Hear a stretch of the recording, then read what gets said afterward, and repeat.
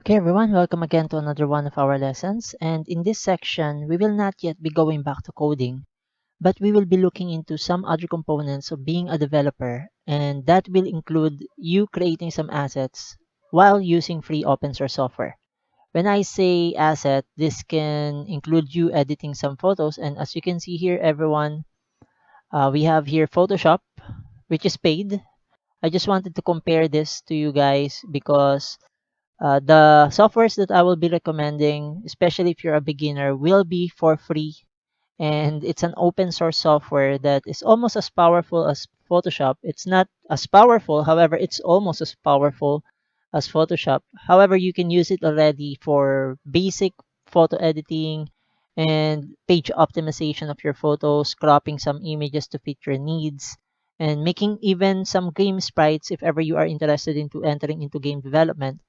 This can also include you adding services such as logo making or banner making, which can be additional sources of income for you. So the two softwares that are quite popular in the mainstream is the Photoshop software here, and we also have here the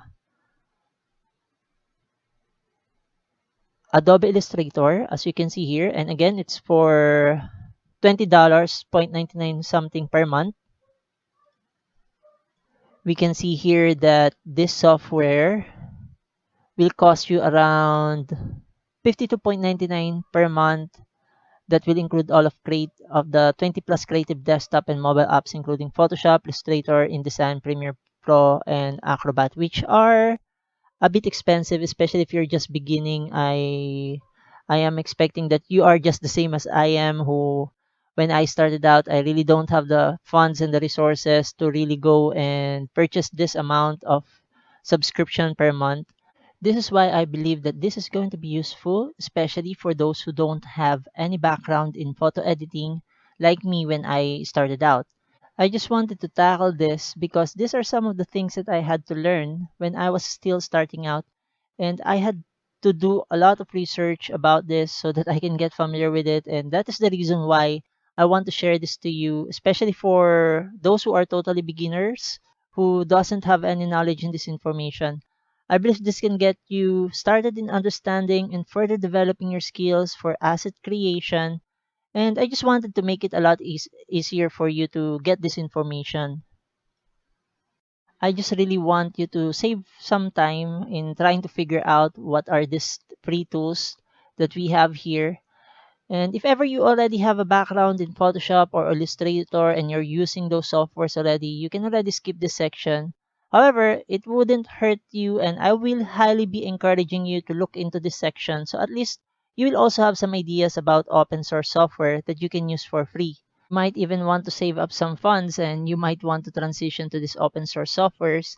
And for those who are totally starting out and you don't have enough funds to purchase paid services or subscription for monthly use of the software such as Photoshop or Adobe, you can go and start learning about photo editing and Illustrator, vector graphics and rasterized graphics in using these open source free softwares. And of course, the goal here will be for you to have a way for you to upsell to your future clients some of the services that you can render in using these tools for creating assets. Using open source software is really something that I love because again, it's for free and it's almost as powerful as some paid software that is used in asset development. And some of these tools here that I just want to show you here are the following. We have the GIMP image manipulation program, and it is an open source photo editing tool. It is a raster graphic editor used for image manipulation.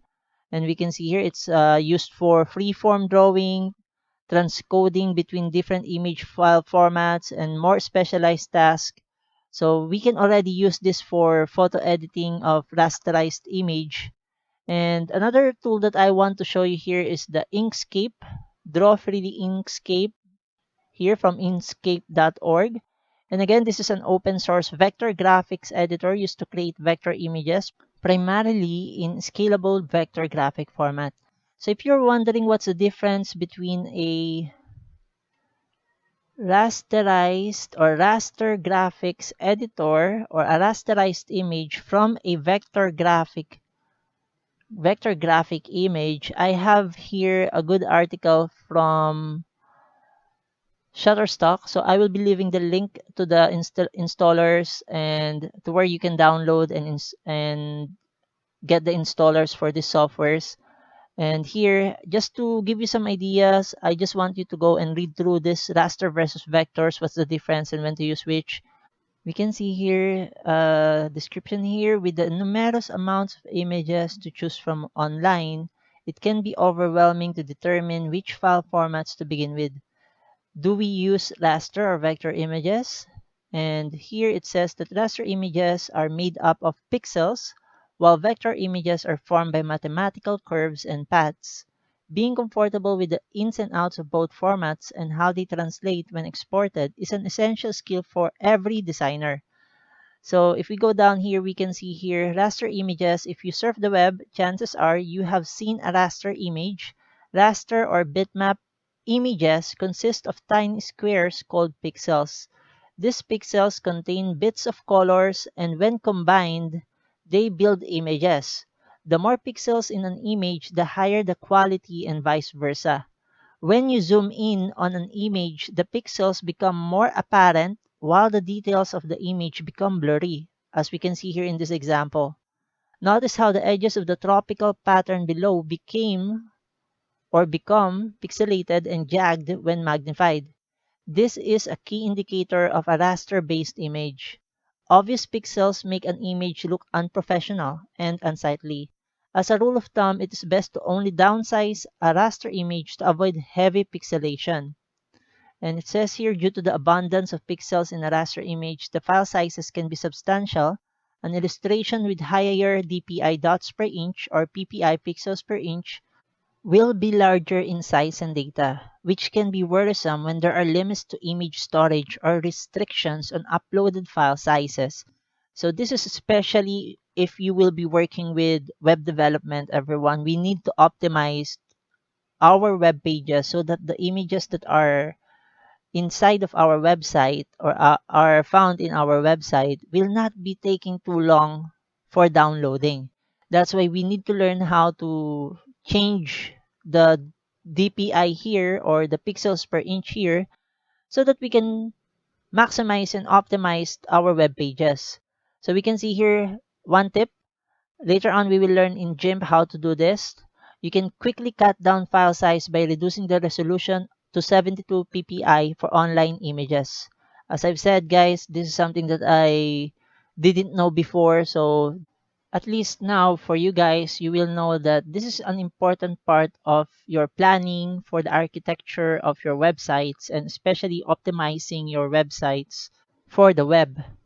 So when to use raster images? Raster images are used in photography and digital applications. When we take a picture with a phone or a camera, the image is recorded as pixel data. And when these images are uploaded online, the end result is raster image. To edit these images, you need access to raster-based programs like Adobe Photoshop or Shutterstock Editor. For design work, it is best to use these programs for photography and imagery only. Avoid using them to design logos and icons. So that's something that you have to take note of when you're already designing logos, icons for your future clients.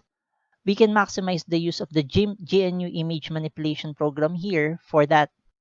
So here are some of the file formats for raster images. We have .tiff tagged image file format, Adobe Photoshop document, portable document format, JPEG, portable network graphic or PNG, GIF or graphics interchange format, and bitmap image file.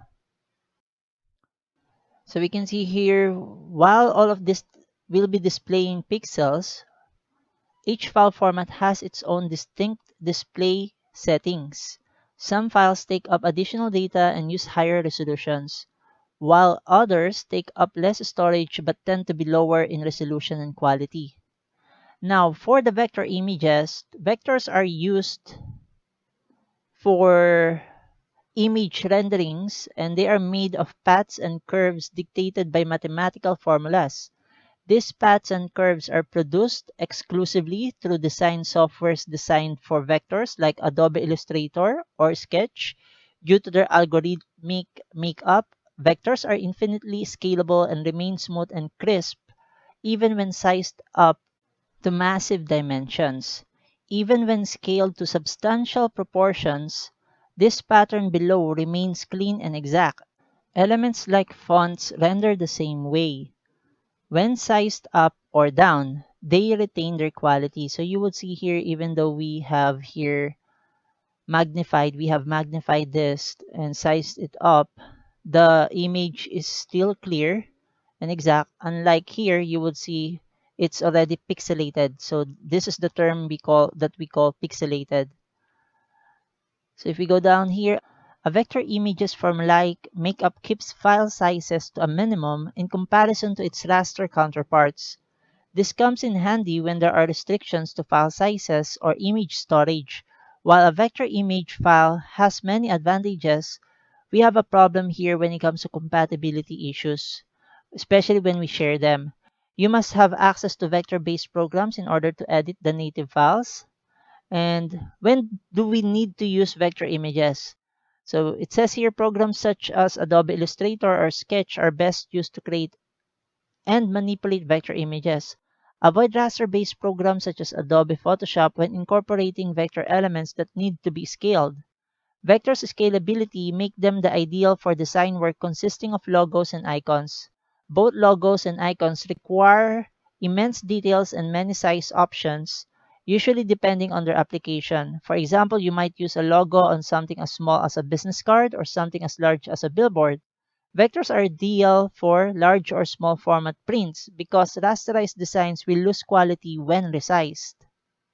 Here are some of the file formats for vector images. We have vector images can be saved or edited in this format: .ai, Adobe Illustrator document, EPS, encapsulated PostScript, SVG or scalable vector graphic, PDF or portable document format, only when saved from vector programs.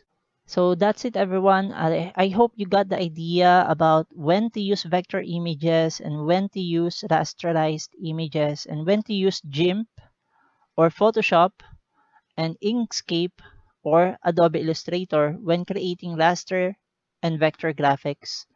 So that will be all for this session. In the next lesson, we'll learn about how to maximize and install GIMP, the GNU Image Manipulation Program here, or GIMP. So see you on our next lesson, everyone.